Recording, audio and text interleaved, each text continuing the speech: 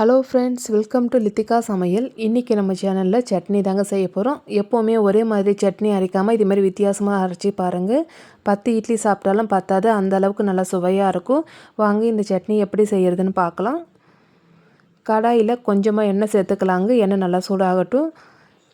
எண்ணெய் நல்லா சூடான உடனே 1 ஸ்பூன் அளவு மல்லி சேர்த்துக்கலாங்க. அடுத்து 1 ஸ்பூன் அளவு கடலைப்பருப்பு சேர்த்துக்கலாம். அடுத்து 3 ஸ்பூன் அளவு வெள்ளை உளுந்து சேர்த்துருக்கங்க. நீங்கள் வெள்ளை உளுந்து இல்லைனா கருப்பு உளுந்து எது வேணாலும் சேர்த்துக்கலாம்.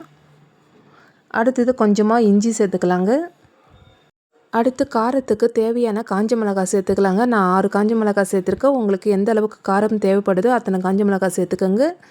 அடுத்து 1/4 ஸ்பூன் அளவு கடுகு சேர்த்துக்கலாங்க. கடுகு சேர்க்கும்போது ஃப்ளேவர் நல்லாயிருக்குங்க.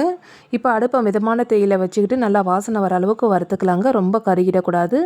லேசாக கலர் மாறினா போதும். நம்ம கொத்தமல்லிலாம் சேர்க்கும்போது நல்லா வாசனையாக வருங்க. பாருங்கள், இந்த அளவுக்கு கலர் மாறின உடனே நம்ம ஒரு பிளேட்டுக்கு மாற்றிக்கலாம்.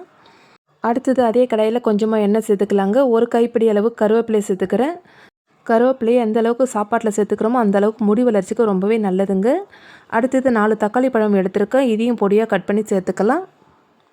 இப்போ தக்காளி பழம் நல்லா மசிஞ்சு வரணும், அந்த அளவுக்கு நல்லா வேகட்டுங்க. உப்பு சேர்த்து வதக்கும்போது சீக்கிரம் வதங்கிடுங்க. அதனால சட்னிக்கு தேவையான உப்பை நான் இப்போ சேர்த்துக்கிறேன். உப்பு சேர்த்து நல்லா மசிகிற அளவுக்கு நல்லா வதக்கி விட்டுக்கலாங்க. தக்காளி பழம்லாம் நல்லா மசிஞ்சு வதங்கணும், அந்த அளவுக்கு நல்லா வதக்கி விட்டுப்போம். பாருங்கள், இந்த பதத்துக்கு நல்லா மசிஞ்சு வரணும். இப்போ இது ஆற விட்டுலாங்க. அடுத்து மிக்ஸி ஜார் எடுத்துப்போங்க. நம்ம ஏற்கனவே வறுத்து வச்ச பருப்பையும் மிளகாயும் நம்ம மிக்ஸி ஜாரில் சேர்த்துக்கலாங்க. இது கூட நம்ம ஒரு 1/2 கிளாஸ் அளவு தண்ணி சேர்த்து நல்லா நைஸாக அரைச்சிட்டு வந்துடலாம்.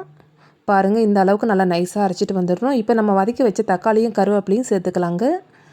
தேவையான அளவு தண்ணி சேர்த்து நல்லா நைஸாக அரைச்சிட்டு வந்துடலாம். பாருங்கள், இந்த பதத்துக்கு நல்லா அரைச்சிட்டு வந்திருக்கணும். இப்போ அரைச்ச சட்னியும் ஒரு பாத்திரத்துக்கு மாற்றிக்கலாம். இதுக்கு நம்ம நார்மலாக எப்பவும் போல் தாளிப்பு கொடுக்குற மாதிரி கடுகு கருவேப்பிலையை போட்டு நம்ம ஒரு தாளிப்பு சேர்த்துக்கலாங்க. அவ்வளோதாங்க, சுவையான நமக்கு ஒரு சட்னி ரெடி ஆகிடுச்சிங்க.